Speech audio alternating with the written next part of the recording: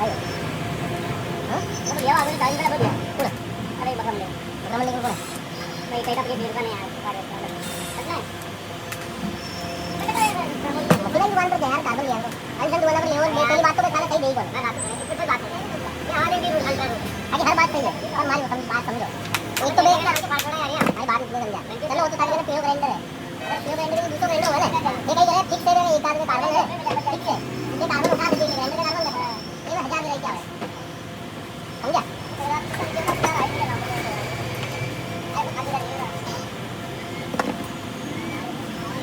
मुझे बाद में खूब चलाई थी यार